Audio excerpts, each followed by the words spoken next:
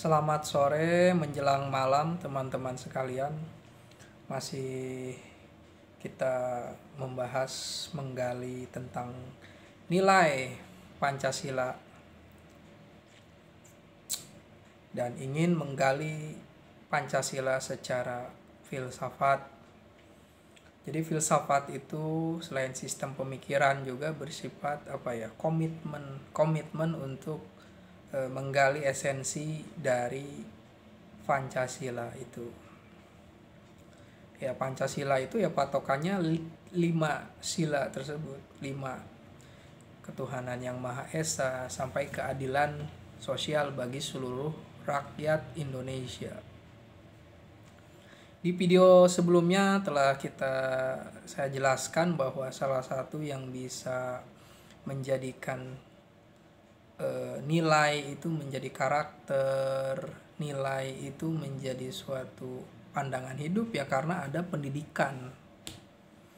Bagaimana di dalam sejarah Indonesia ini bahwa yang namanya pendidikan bisa membentuk suatu komunitas yang mencita-citakan kemerdekaan, lahir manusia yang merasa ingin membantu rakyat atau manusia senasib setanah air untuk bebas dari penjajahan.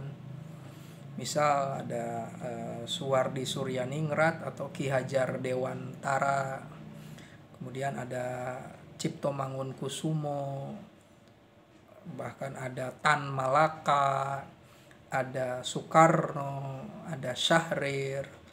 Mereka generasi yang dibesarkan oleh zaman kolonial dan mereka mendapatkan pendidikan karena status mereka, keningrat,an mereka, bahkan ya tujuannya untuk dijadikan pegawai. Tetapi pikiran manusia itu dikungkung oleh sistem apapun. Ya, pemikiran itu sangat luas dan bahkan berkembang.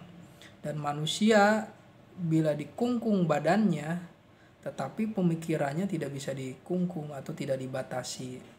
Maka pencerahan dari Eropa tentang kebebasan, kemerdekaan, intelektual, revolusi, sains itu menjadi bagian dari perjalanan dari para tokoh bangsa Indonesia. Nah, pendidikan ini harus menginspirasi, sekali lagi bahwa pendidikan ini harus membentuk suatu inspirasi. Pendidikan dengan metode, instrumen, pembelajaran, tetapi tidak bisa mengarahkan kepada suatu inspirasi yang bisa menangkap intuisi dari sang pembelajar, ini akan kurang. Sehingga memang Ki Hajar Dewantara itu berusaha untuk menangkap intuisi, membangkitkan kesadaran, tekad, suatu nilai itu harus bisa hayati. Dan penting sekali dengan konsep taman siswanya. Dan tentu saja pendidikan Pancasila ini berusaha untuk menghidupkan intuisi, karena intuisi ini bisa mengangkat kesadaran kepada yang lebih luas lagi, bahkan lebih tinggi lagi, relasi kita dengan manusia yang lainnya, relasi dengan kosmos, dengan lingkungan, dan energi-energi yang bersifat universal. Dan ini relasi antara kesadaran hukum alam dengan lingkungan kita. Dan manusia bisa hidup bersama lingkungan.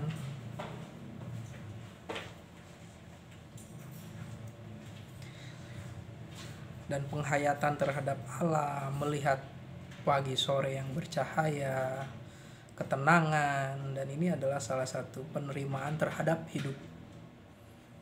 Walaupun hidup susah, tetapi memiliki optimisme bahwa di hari yang lain akan ada kebahagiaan, seperti sinar matahari di sore hari yang mulai terbenam. Ada suatu energi bahwa yang namanya kesusahan itu akan berlalu. Jadi semangat pencerahan itu berawal dari pendidikan, dan pendidikan yang menginspirasi.